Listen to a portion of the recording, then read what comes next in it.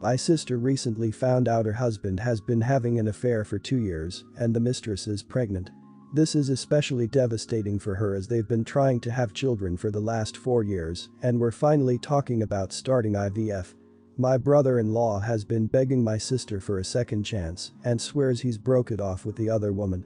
She's currently staying at my place and hasn't decided what to do next. My sister did some digging and figured out who she was, and when she showed me a picture, I was shocked. The woman rents an apartment I own. My brother-in-law would sometimes do the maintenance for it. She definitely knew he was married as the first time he did work there I mentioned he was my sister's husband. I'm so angry on my sister's behalf, and I told my husband I wanted her to move out.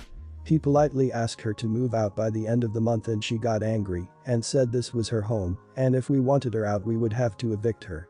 My husband is on the fence about going through with it, but I definitely want to evict her. I know she's pregnant, but I'm just so disgusted by what she's done and I don't want someone like that living in my property. I also think it would be better to evict her before the baby is born because that might make it more difficult to get her out and it would probably be easier for her to move without a newborn. Would I be the idiot if I go through with it? Not the idiot. Especially as when the baby is born, your brother-in-law is going to be around unless he is a deadbeat dad and leaves the baby. Tell your sister to dump him, tell him to move his mistress out and get a lawyer. You might have to pay to get her to leave, but for your family and sister mental health she has to go. If she stays, your sister will be wrecked and may turn on you because they meet as he was doing maintenance work for you. Tell your brother-in-law to clean up his mess. How could he have a child with another woman when he and his wife was struggling? 2 years is not an accident but a choice. They have to pay for it now. You're the idiot. You have no legal and moral right to evict a woman out of the home she is renting and paying for. She does not live with you. I can tell you that it will look terribly bad when she goes to a judge and explains that you are trying to evict a pregnant woman. You are renting a flat to her, it is a commercial transaction. Her private life is none of your business and no ground to evict her. It's an interesting question.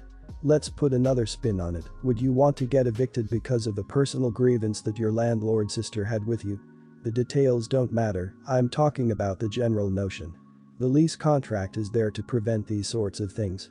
If this tenant's lease contract is up or month to month, then you are free to evict her for whatever reason you want. It's your property and you don't need to justify your reasons. However, if you're thinking about evicting her by breaking the lease, not a good idea. My 23 boyfriend, 25, passed away last month. Our relationship lasted 4 years. We were so close and so in love with each other. He got sick with cancer while he was dealing with constant immune system problems, and chemotherapy made it worse. I took care of him during the first few weeks, but then his mom stepped in and completely disregarded me and started treating me poorly. I can't remember the time she refused to let me feed him meals that I cooked for him and the time she asked me to move out from his apartment, saying she wanted to take him home with her. She went against the doctor's orders and tried to stop his treatment because she saw he was getting worse. I felt helpless but couldn't say anything when she said she was his mother and the decision maker. He suffered from severe infection that affected his heart. He had a sudden hypotension and was placed on ventilator. When we received the news, we were devastated and his mom stayed with him for long hours and refused to let anyone see him beside her. I begged her to let me see him even for just a few minutes, but she kept saying she'd let me do that later. I couldn't see him that night. In the morning I found her outside of his room crying. I knew he was gone. I came with hopes to see him one last time and say goodbye, but he was already gone. I broke down, literally dropped to the floor, but she walked past me with his dad and ignored me. I called my friends to comfort me. She then came and lashed out at me when I told her she broke her promise and robbed me the opportunity to see him one last time. She said I was in the wrong and that I was being selfish to think she could step aside so I could be with him. Whether I've been with him for 4 or 10 years. Last week, she started calling, but I didn't respond. She sent me hurtful texts wanting me to bring back every single item that belonged to her son. Not the idiot, and I'm sorry for your loss. Speak to a lawyer just to make sure you're legally in the clear to keep absolutely everything. You probably are, but this is one of those times you've just gotta check. Assuming you can keep everything, block her everywhere, and prepare to file for a restraining order in case she comes around the house. Also ask the lawyer if you might have a case for a wrongful death suit, given that you know she was messing with his treatment and food. I understand that you may not want to go through with such a suit, but knowing that you could might be useful in convincing her to back off. Not the idiot. 1. Do not answer her right now. 2. Grief counseling for you now. 3. Lawyer for you now. 4. When your lawyer okays it, have the lawyer contact her and get an itemized list of his belongings she wants returned. Work with your lawyer on this. Return them through the lawyer so you do not have to see and talk to her. 5. After she gets the stuff, block her everywhere. 6. If you are petty, put her on blast for the way she acted towards your partnership and yourself. Not sure if a good idea or not, but she did go back on her word. You only wanted to say goodbye. Disgusting woman, even in grief. I am so sorry for your loss. I am sure he knew you were there for him until the end.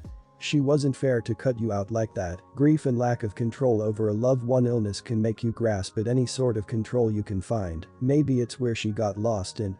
It's heavy emotion to lose a child, but in no way it gave her the right to exclude you, chose who could or couldn't be by her son's side, and rob you from saying goodbye. Unless if by law you can't keep his belongings, I would keep it. However, if down the line you move on and wish to part with those, maybe reach out to a relative if you want to avoid her. Over the past year and a half, my fiancé, Jose, 27, and I, 25, have been planning a wedding for July of 2021. We've been together for 10 years and have lived together for 3 years. Jose and I both don't like the pomp and circumstance of weddings, and we're hoping to have a low-key, inexpensive one. My family, however, wanted something bigger. My mother has expressed to me just how much she's living through me in having this wedding. I have expressed to her plenty that social situations trigger my anxiety. She doesn't care. Jose and I gave in last year and agreed to marry in a church and have the big reception she wanted. Jose made sure if we were going to do this, my parents would pay for both the venue and the church fee. They agreed. Planning was stressful, and it caused a lot of tension between Jose and I. It turns out the stress wasn't coming from the planning itself, it was the wedding as a whole. With my therapist's help, we identified that being a bride embodied many things my mother berated me for growing up and acted as triggers for my CPTSD. I came forward with my reservations to my mother. Her response was to gaslight me about my therapist's diagnosis and insist on the wedding happening the way we planned it. She joked that I could take some CBD or have a drink to stay calm during the wedding. She has also begun drinking to avoid confronting her feelings and regards it as the only thing she has that's hers. She does not take it seriously, and my father won't help. I found out that the private conversations I have had with my father about her drinking were shared with her. It got bad enough that at my bridal shower, she had 18 beers and berated my sister-in-law for calling her out on drunkenly crap-talking my brother to family. Mind you, Jose's side of the family does not drink, as they've lost their grandfather to alcoholism. I feel horrible they were put in the position of having to watch her. When trying to make amends between my sister-in-law and her, she decided to take me on a car ride in which she screamed at, gaslit, and berated me for accusing her of being an alcoholic. She apologized for this half-heartedly, expecting me to forgive her and move on. As a result, I've gone no contact with her. Jose and I made calls and cancelled the big wedding altogether and are instead going to quietly get married at the courthouse this Saturday with a small group present. Half of the deposit from the venue was non-refundable, but we decided to take a small personal loan to make sure we don't owe my parents anything at the end of this. His side of the family is completely on board, while mine is sending emails and pleading with me to be a better person and make up with her. I know I've made a lot of missteps in this. I should have set my boundaries much earlier in this mess and stayed firm in not having the wedding. I wanted to hear from an unbiased party whether I'm being unreasonable. Am I the idiot? Your family are the idiot here. They forgot that the wedding is about the bride and groom and not everyone there. In extreme case, it may also extend to being about the kids if they're really young and really important to the relationship, but probably not applicable here. Anyways, the moment you had reservations, your mom should have dropped everything to figure out a way to accommodate your concerns. When she fled from her duty to do that, she lost her right to complain about any of this. Enjoy your courthouse wedding OP. Sorry for all the strife. Not the idiot. You said it perfectly, that you should have set boundaries sooner, and I think you're being quite responsible making sure the deposits are paid, even though you didn't want them in the first place. When you start to question yourself, think back to your bridal shower. Close your eyes and imagine what your actual wedding would have been like if your mom got her drink on and ruined it too. You made the right call. Congratulations to you and Jose. This is your wedding, not hers. You did nothing wrong, she did many things wrong. You've tried. You tried to play nice and go the big wedding route. This cancellation and switch to a smaller ceremony sounds like what you and Jose truly want and should absolutely go for it. Your mother has no one to blame but herself for her behavior and the consequences. And you've even thought ahead and planned to pay back any money your parents may lose.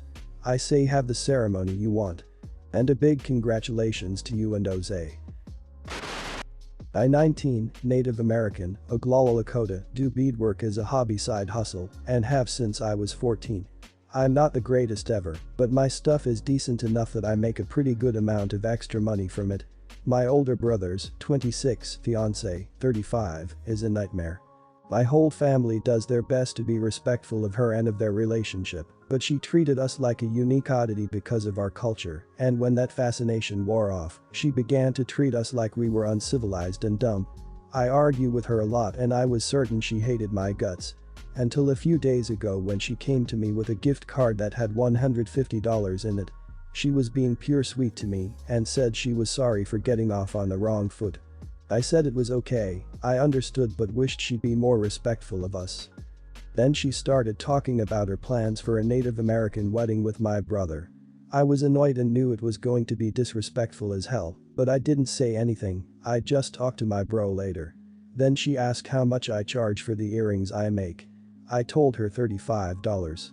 She tried to barter with me, and when I told her I was firm on my price, she got mad but was quiet. After a bit she said okay, could you make a pair for me and my bridesmaids and maids of honor? 12 pairs by November. I could do $400 for them. I never take orders because I hate being rushed, so I told her I'd have to think about it. She left all angry. About an hour later my bro came into my room and was getting mad at me. He said his fiancée already paid for the earrings, and why couldn't I just give them a family discount in exchange for being in their wedding? I told him no, she didn't pay, she gave me a gift. He asked for it back and I told him no. She didn't say it was for the earrings. An argument ensued between my bro, his girl, and I that ended with her telling me I wasn't allowed to come to their wedding and wouldn't be allowed to see my nephew and niece if they had kids. I said Kool-Aid, I don't like you anyway and never wanted to be in your wedding and that they weren't getting the money back. Then she had the audacity to go into my room and start looking around for the money. I told her to get out and she started insulting me and my beadwork. I asked her where that hatred for my work was when she was trying to buy from me. She said it was to be nice because I don't get sales. I informed her that I did in fact get plenty of sales and didn't have to rely on trashy tacky Karens to buy from me. She called me racist and cried hard and played victim. She called me a fat idiot, so I said that as fat as I am, I'm glad I'm not built like a barrel on sticks with the big head and hog body she has. My brother is now threatening to disown me if I don't apologize and make the earrings. I know I was argumentative, but I felt so disrespected. Am I the idiot? Not the idiot. I'm so sorry that you have to deal with someone like that, and for the fact your brother won't even consider your side of the argument is insane. She provoked you over time, and it was a there they blow moment. She got what everyone was probably dying to say. People tend to overlook labor when it comes to custom work as well as supplies. $35 for a pair of handmade earrings is very fair.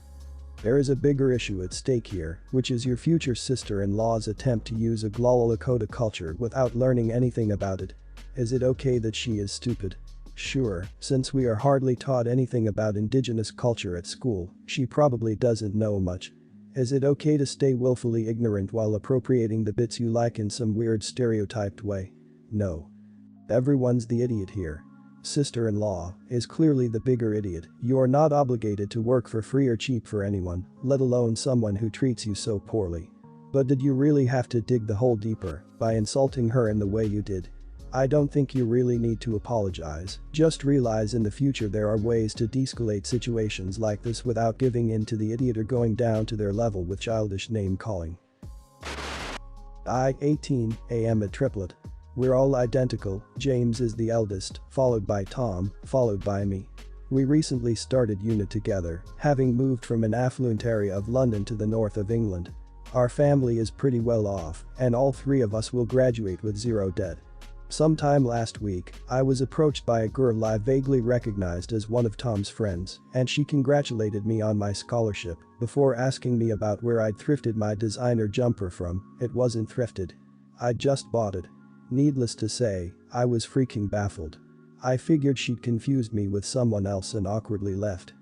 I mentioned it to James later that evening when we got home, and he mentioned something similar had happened to him, something about a guy asking where he'd found a second-hand MacBook in such good condition.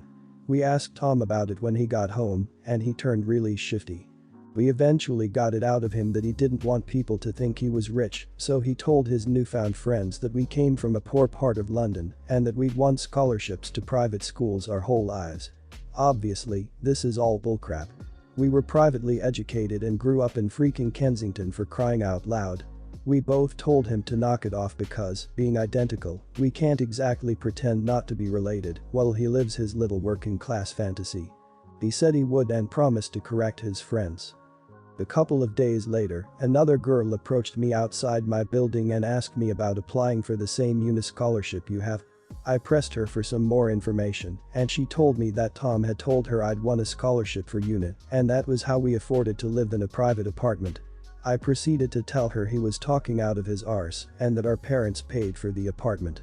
I also corrected a few other misconceptions about our financial status. Word must have spread quickly because Tom was practically foaming at the mouth when he got home. He screamed at me that I should have just gone along with it and that now his friends don't want to talk to him. I told him it was his own fault for crying poverty.